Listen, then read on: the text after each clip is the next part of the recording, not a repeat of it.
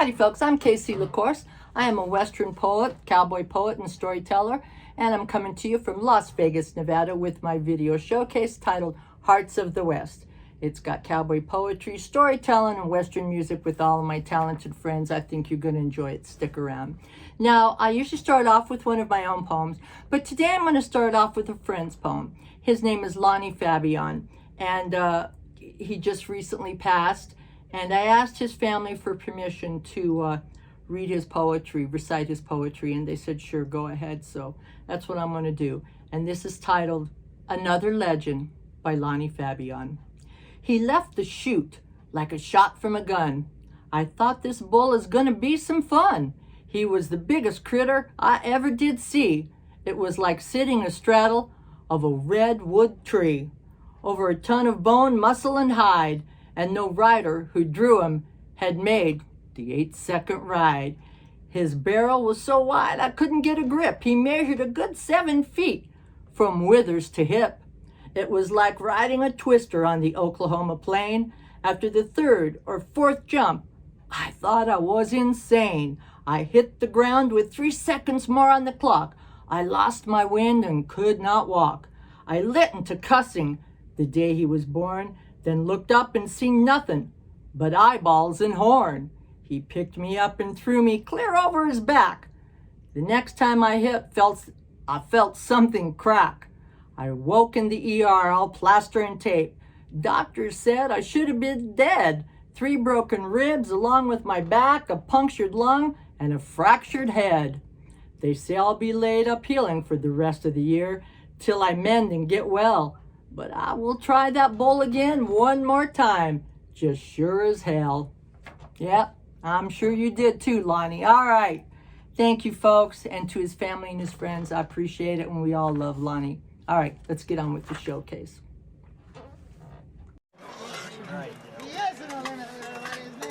Flintstone is the bull. He's a national finals bull. Delma Chow hails from the radio home of the... I always say I learned to sing sitting on an Oliver 88 going round and round the field. My dad sang and my uncle sang. They all played, and music was in the family. Cowboy poetry I got into quite a bit later. Didn't realize I could do it. And one of the girls needed to help writing a poem, and I said, well, I'll help you. I'll write one for you, or write one and show you how it's done, and went, holy smokes, that's fairly good. Could I do it again? And I did, and I wrote another one, and another, and just kind of came natural to me. So that's how that happened, anyway. The marker. Granddad said that it was old when he chanced to stumble on it. He hung it up in the blacksmith shop just to preserve the words there on it. It was broke and old and weathered, wind and rain abused for years, and reading the hand-carved letters, your eyes would fill with tears. Someone had carved the message so many years ago, you could feel the sadness. What a devastating blow. Graves dug with tears and sorrow, then left to be forgotten, with just a few words carved on a board now old and rotten. Who and when and where exactly, for not a trace remained. Just that broken board we found left all questions unexplained. There were so few people then, back in the 1800s, for my granddad built his homestead in the year of 1900. Memories will be forgotten, fading off into the distance, and that old decaying board is the only proof of their existence. Brother and sister, age 8 and 9.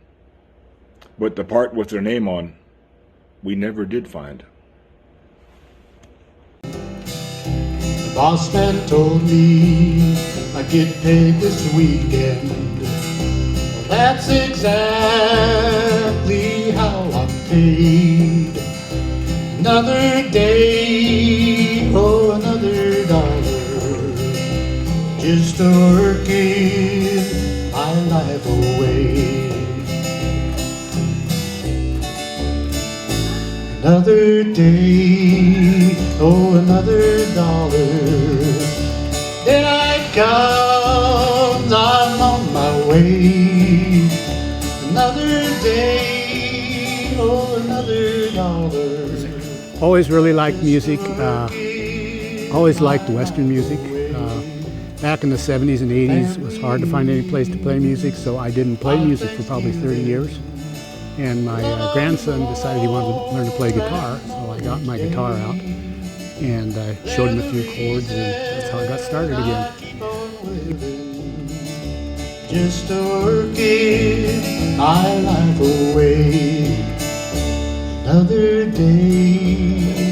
Well, Dave and I have traveled all over the country, and to me, we've done a lot of shows everywhere, but this is like coming home. I love the people, I love Claudia and Payson, and it's just always fun. I mean, when we're here, it's just a good time. Great. Except for the flies. My life away. Thank you. Thank you. We watched it on cable. So we'd get to go in there every Saturday or middle of the week. We'd go in there and we'd watch Westerns on TV.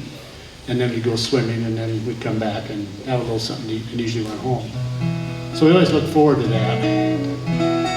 So I was thinking about those times, and I wrote this song. It's called Cowboy Heroes.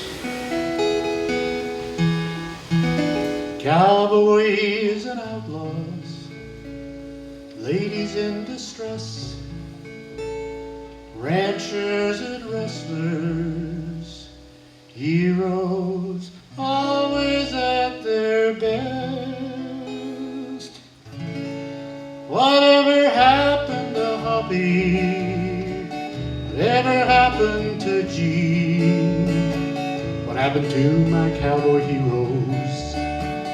Run across my TV screen. Remember all those pretty ladies that were always in distress. Remember how my cowboy heroes always rode off to the west. Cowboys fought evil, they never lost. Ranchers were saved, and the rustlers, they all got caught. There it is. Whatever happened to Hoppy? Whatever happened to Gene? What happened to my cowboy heroes? Rode across my TV screen. Remember all those pretty ladies that were always in distress. Remember how my cowboy heroes always rode up to the west. She's headed out west, follow her dream, and I'm left to grieve Annie Lee. I don't know why I feel so restless. The moon's shining still and bright. The cattle are all resting easy, but still I can't sleep tonight. There ain't no cactus in my blankets. I don't know why they feel so hard to listen to Warbling Jim singing Annie Lee out on guard. But her folks said I was wild and restless and unsettled.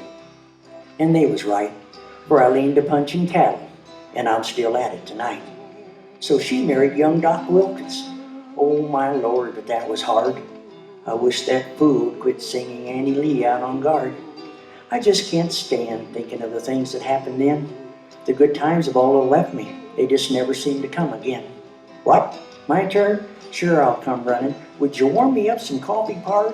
At least I'll stop that fool Jim from singing Annie Lee. You know, sometimes it's best not to put to test the thing that you want so. I let her go west to follow her dream, oh Lord, on the Annie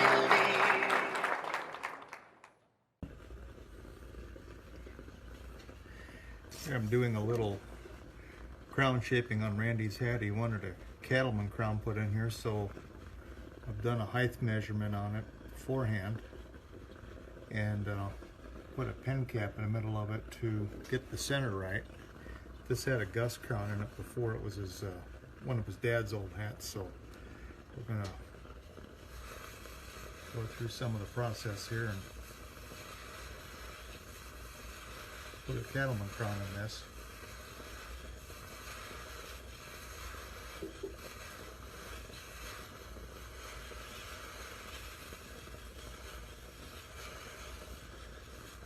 This is a really old Bailey hat that he had in storage.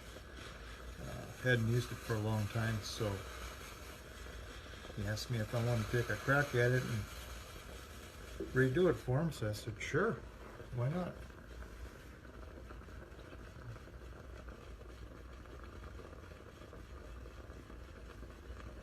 When I did the crown measurement, it actually had 4 inches between here and here. So that's what I'm going to go with. It's kind of short, but I think it'll be alright. If not, I'll take and raise it back up for him if it needs to be.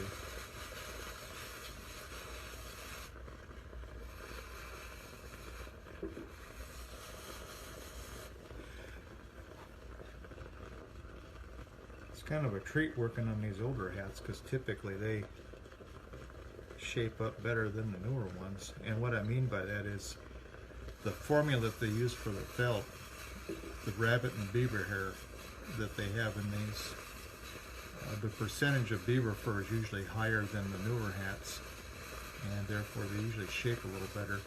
I don't know what the chemical makeup is, but I know they've probably changed that in them too over the years with the EPA and everything else, wanting to make sure that they get everything just, you know, more user friendly and more safe for everybody in the manufacturing process. So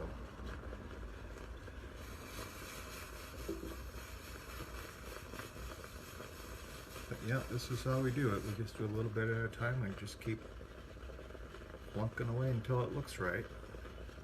And I do some measurements along the way too and make sure. So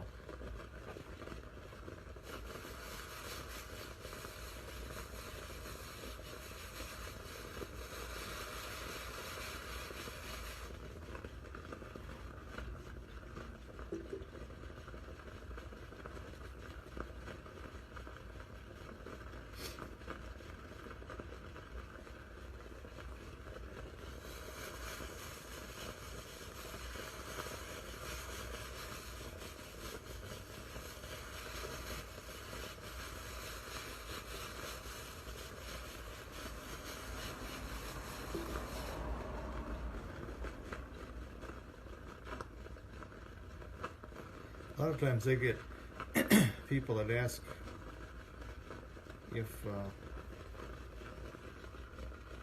I can do this with all hats, and I tell them, I says I have to see the hat because you just never know what the material is like. And what I mean by that is what I deem as something that I can shape and what they think I can shape a lot of times are two different things.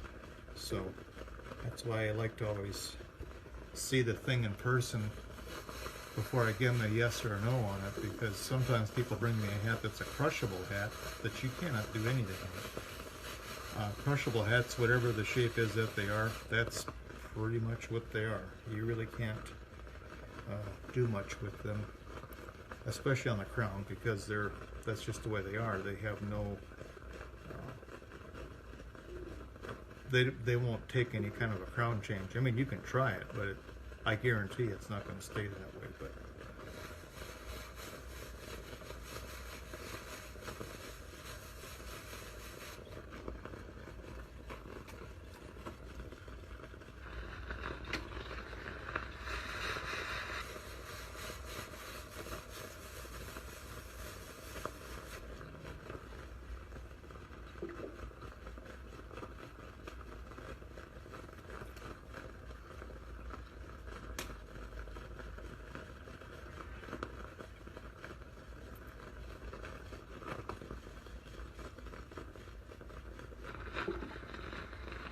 so as you can see, it's getting there.